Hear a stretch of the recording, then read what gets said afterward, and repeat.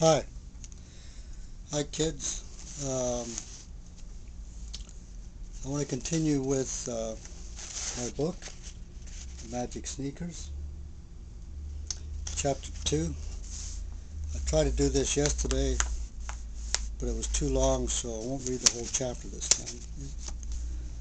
Uh, we couldn't download it. It was just too long.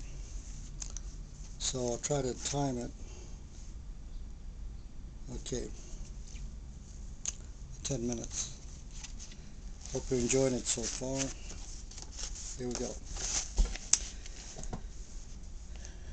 If you remember Chapter 1,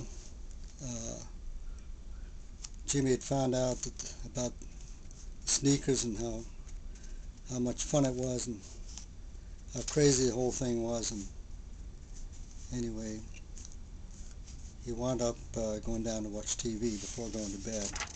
This is the next day, Sunday. Jimmy woke early on Sunday morning. Normally, he would sleep in since there was no school or chores. But today he couldn't wait to get up. His parents had planned to leave early as their friends lived in the next town, and they had planned a full day together. Jimmy's mother was already in the kitchen preparing breakfast when Jimmy went downstairs. "So what are you doing today?" she asked. "By the way, keep your cell phone handy so we can check in on you." "I will, Mom. I was thinking of asking Billy to come over. Maybe we'll watch a video this afternoon or go to the movies." Billy was Jimmy's best friend since first grade and lived just 3 houses away. "Oh, I think that would be nice," Jimmy's mother replied absently. Her attention had been diverted by the toast burning. It suddenly occurred to Jimmy that it would be very hard to keep his secret from Billy. The boys were very close and shared everything. He didn't think Billy would spill the beans. Then again, it'd be hard for anyone to keep such an amazing thing to themselves. Just then Jimmy's father came in the kitchen.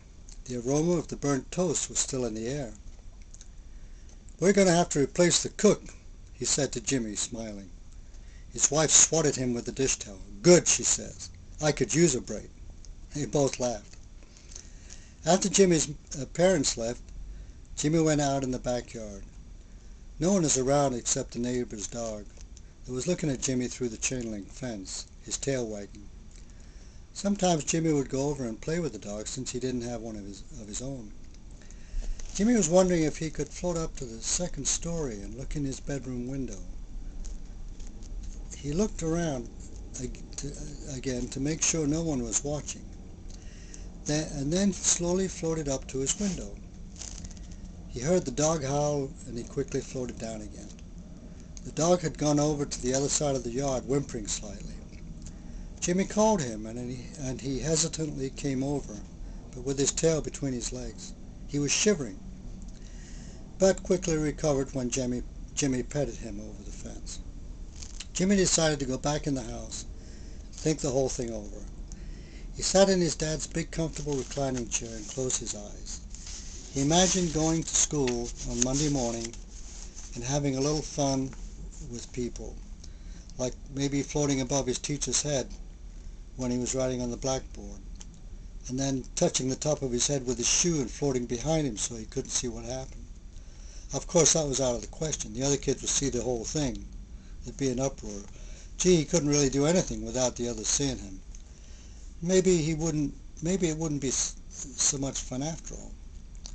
Wait, he could use his powers in a subtle way, like maybe playing sports, like using the power to jump just a little bit higher when doing a slam dunk in basketball or catching a baseball. People wouldn't really notice it was magic. They would just think he was a heck of a jumper. The coaches would be delighted to have him on their team. And what about track or long jump or high jump or javelin or even football? He'd be able to run really fast by taking extra long strides by simply using just a little pinch of his floating power. And of course jump as high as he wished. My gosh, he could be the greatest all-around athlete in the world. He could compete in the Olympics and win in every category. Take home a string of gold medals. Wow. But then a sobering thought occurred to Jimmy. It wouldn't be fair in a way. None of the other athletes would have his advantage. Of course, if they could get his powers, do you think they'd darn well turn it down? If they somehow knew about his advantage, they would want it too in order to compete on a level playing field. But then if everyone could get it, everyone would have it, and it would become meaningless. They'd all be equal again, except for those who had a slight edge in natural physical ability. I guess the moral of that story is that either everyone should have access to performing enhancing powers or no one should. Well, he would just have to find some other use for the magic sneakers. Jimmy was startled out of his thoughts when the doorbell rang. He knew before opening it that it was Billy by the way he rang the bell, 2 short rings. "I had nothing to do, so I thought I'd come over early," he said, walking in. "I guess your parents have left already." "Billy, can you keep a secret? I mean a great big secret," Jimmy said, forgetting about his previous reservations. Billy had a funny look on his face and squinted. "What you talking about, Willis?" This is a well-known line from Different Strokes, an old TV show that the Gary Coleman character would say to his big brother all the time. Jimmy laughed at that. Then he brought his face really close to Billy's face. "I can levitate." "Levitate? You mean float up in the air like the Flying Nun?" It's another old TV show. "Yep, well, not exactly, but I can hover above the ground." "Yeah, sure. And I can swim across the Atlantic Ocean. Are you on something?" Of course, Jimmy and Billy were both much too intelligent to take anything that would affect their minds. They knew that to function well in the world, the mind has to stay clear. Besides, they'd seen too many good kids in school spiral downhill by becoming addicted. "What's this?" said Jimmy. For effect, he spread his arms out and waved them up and down, and then slowly rose about a foot and came back down. Billy rubbed his eyes. "Did I see what I just saw?" It was a funny play on words, and Jimmy laughed. "You just saw what you thought you saw, and what's more, I can float up to the ceiling if I want, maybe up to the clouds." "How did this happen?" Billy shouted.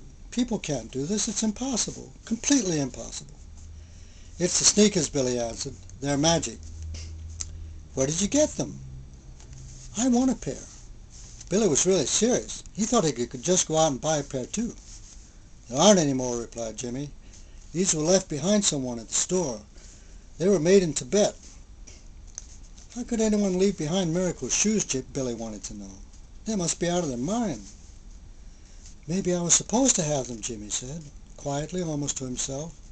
"Maybe I'm supposed to do something special with them. Maybe it's part of some divine plan, to show people there's a power greater than they are." "I don't know what that means," Billy retorted. "You're talking real funny. Maybe it's affecting your brain." "Yeah, I am talking funny, aren't I? I don't quite understand what I said either." "Let's get real," said Billy. "We could do all kinds of things. I mean, we could have all kinds of fun with these crazy shoes." "We?" questioned Jimmy. "I think only I have the shoes." "Oh, come on, you know what I mean. We could dream up all kinds of adventures and maybe take turns with the shoes." "Oh, I don't know," Jimmy said. "I think I have a big responsibility here." "There you go again, that funny talk." Billy was getting somewhat annoyed. "Look, let's not let this affect our friendship," Jimmy replied, looking worried. "I'll just throw them away if it does that." "Good Lord, no, don't do that." Now Billy looked worried. "We'll work it out. Let's take a little walk and we can talk about the situation calmly."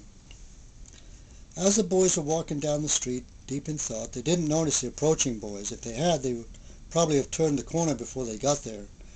This group was well known to them. The oldest boy was a real bully and took great delight in tormenting smaller and younger boys. His friends probably would have been not too bad if he wasn't there, but they had to act as tough as him to stay in the gang. This group of boys wouldn't hurt anyone real bad, but they'd certainly push people around and maybe give them a bloody nose if you try to fight them. They just like to harass people, keep them from passing, and on a weekday make them late for school. Of course, they blocked the sidewalk so Jimmy and Billy couldn't pass. "You boys going someplace?" the big boy smirked. "Oh, no," replied Jimmy. "We're just going for a walk. About to turn around and go back." "Really? I don't think you're going anywhere," replied the boy with a sneer. "I think you just want to stay right here with us for a while. Don't you think so, fellows?" he continued turning to his friends. By now the gang had surrounded Jimmy and Billy, so they were really trapped. The thought occurred to Jimmy that he could just float above their heads and escape, but poor Billy would be left at their mercy. Not only that, but he didn't want them or anyone else to know his secret. We have to end there. 10 minutes is up. Sorry about the mistake yesterday. I downloaded the wrong movie, but we should be back on track today. Let me know how you like the story so far. Okay, kids, thanks. Bye. Turn it off.